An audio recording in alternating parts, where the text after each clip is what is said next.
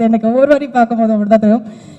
எங்கள் பேரன்புக்கும் பெரும் மரியாதைக்கும் உரிய மாபெரும் கலைஞன் அண்ட் தமிழ் சினிமாவின் உயிர் காதலன் அப்படின்னே சொல்லலாம், எங்கள் உலக நாயகன் கமல்ஹாசன் அவர்களை ஒரு சில வார்த்தைகள் பேச அழைக்கிறோம்.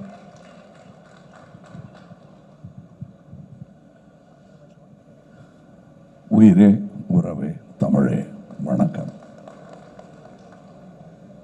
அதாவது உலக சினிமாவில் ஒரு சினிமாவை செய்துவிட்டு அதன் இரண்டாம் முறையாக அதை செய்யும்போது அதே டைரக்டர் அதை இயக்குவது என்பது 2 பேர் எனக்கு தெரிஞ்சு நடந்திருக்கு. ஒருத்தர் செசில் பி டிமில், இன்னொருத்தர் ஹிச்காக். இவ்வளோதான் தெரியும். ஏன்னா ஹிச்காக்குடைய 39 ஸ்டெப்ஸை அவர் கருப்பு வெள்ளையை எடுத்தார், அதுக்கப்புறம் அதையே அவர் கலரில் எடுத்தார். அதே மாதிரி செசில் பி டிமில் 10 கமாண்ட்மெண்ட்ஸுங்கிற படத்தை கருப்பு வெள்ளையாக எடுத்தார், திருப்பி அதே கலரில் எடுத்தார். இன்னி வரலும் அது பேசப்படுகிறது. அந்த வாய்ப்பெல்லாம் யாருக்குமே கிடைக்காது. இது சங்கர் அவர்களுக்கு கிடைத்திருக்கிறது. அவருக்கு கிடைத்ததனால் எனக்கும் கிடைத்திருக்கிறது. ஏன்னா PU சின்னப்பா அவர்கள் நடித்த அந்த உத்தமபுத்திரன்ல அதுக்கப்புறம் நடிகர்களை தான் நடித்தார். அவங்க இல்லை, நான் இருந்து இந்த 2ஆம் பாகத்தை பார்ப்பது, அதுவும் இந்த 2ஆம் பாகம் என்னும் ஒரு ஃபேஷன் வருவதற்கு முன்னாடி எடுத்துட்டு வந்தாங்க முதல் பாகத்தை. வேணா ஒரு தற்பெருமை ஒன்று நான் சொல்லிக்கலாம். இதே சாலையில் ஒரு டப்பிங் தியேட்டர் நடந்துட்டு இருந்த போது இந்தியன் படத்தோட டப்பிங் போது நான் சொன்னேன், சார் 2வது பாகம் எடுத்துடலாம் அப்படின்னு நான் சொன்னேன். அப்போ அந்த படப்படப்பே எங்களுக்கு அடங்கலை. இது எப்படியாவது ரிலீஸ் பண்ணோன்னு. அப்போ நல்லா தான் இருக்குது சார், இப்போ அதை பற்றி பேசாதீங்க சார்ங்கிற லெவலில் அவருடைய மனம் இருந்தது. ஆனால் முக்கியமாக இந்த 2ஆம் பாகம் எடுப்பதற்கு கருவை எங்களுக்கு இன்றும் கொடுத்து கொண்டிருக்கும் அரசியலுக்கு நன்றி. ஏன்னா இந்த கரப்ஷன் இன்னும் அதிகமானதுனால தான் இந்தியன் தாத்தாவுடைய 2ஆம் வருகைக்கு ஒரு பெரிய அர்த்தமே இருக்கிறது உங்கள் மத்தியில். அந்த அவர்களுக்கும் இது நல்லவங்க கெட்டவங்க எல்லாருக்கும் நன்றி சொல்ற ஒரு விஷயம். இன்னும் சொல்ல போனால் இருக்கிறவங்க இல்லாதவங்களுக்கு கூட நன்றி சொல்லணும். இந்த மேடையில் நான் ரொம்ப சந்தோஷமா ஒரு தலைமுறையுடன் நடித்து கொண்டிருக்கிறேன். நான் மதிக்கும் நல்ல நடிகர்கள், என் நண்பர்கள் இப்பொழுது எங்களுடன் இல்லை. அவங்களாம் இந்த வெற்றி விழாவில் பங்கெடுத்திருக்க வேண்டியவர்கள். மனோபாலா, நடுமுடி வேணும், விவேக் போன்றவர்கள். இந்த பக்கத்து ரோட்டில் இப்போ தான் முந்தானத்தை தான் எடுத்த மாதிரி இருக்கு விவேக்கோட சீன்ஸு. இவர் பக்கத்தில் உட்காந்து டைரக்ட் பண்ணிட்டு இருந்தார். காலம் எவ்வளவு வேகமாக ஓடுகிறது என்பதற்கு இந்தியன் 1, 2 எல்லாம் ஒரு உதாரணம். நாங்கள் திரும்பி பார்க்கறது கூட சங்கருங்கிற அந்த இளைஞர், அவர் நல்ல வேளை இன்னும் இளைஞராகவே இருக்காரு. நல்ல வேளை நான் தாத்தாவை போட்டதுனால வித்தியாசம் தெரியல. இன்னொரு முக்கியமான ஒரு இந்த மாதிரி மேடைகளில் வழக்கமாக 2 பேர் சண்டை போட்டு போவாங்க, மாற்று கருத்து இருக்கும்.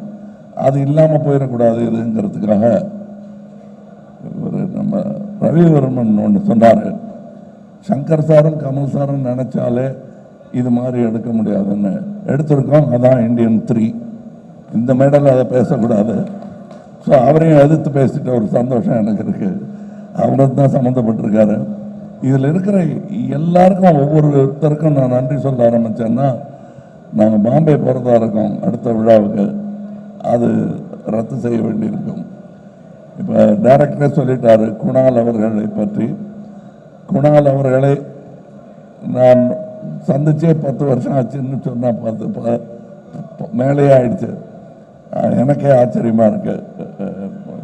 விஸ்வரூபத்தும் போது நான் அவரை சந்தித்தேன், அதில் வேலை செஞ்சார்.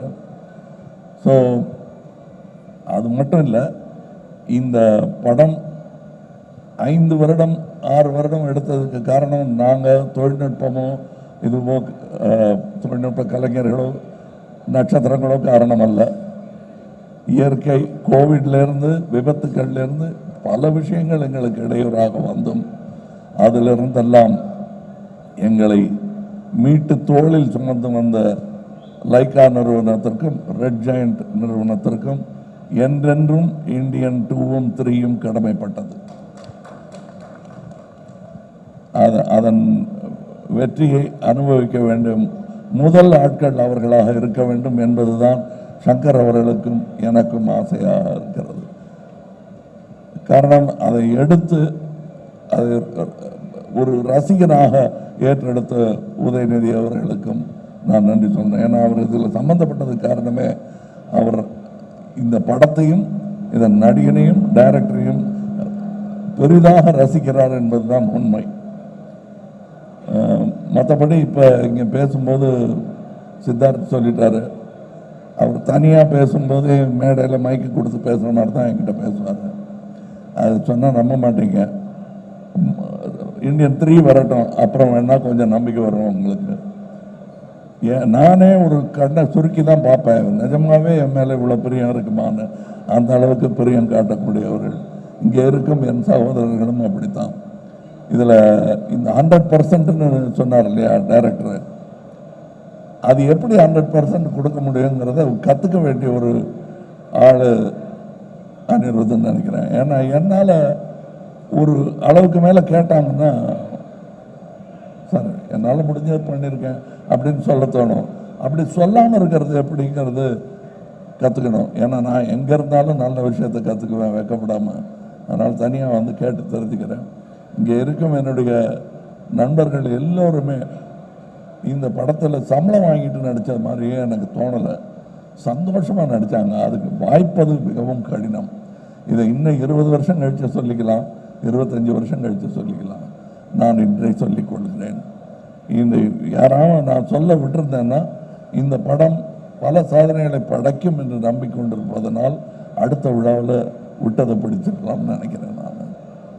மற்றபடி உங்களுக்கு நான் இதுவரை அமைதி காத்ததற்காகவும் இனி கொடுக்க போகும் உங்கள் பாராட்டு விமர்சனம் அனைத்திற்குமே நன்றி சொல்லி விடைபெறுகிறேன். ஜெய் ஹிந்த்.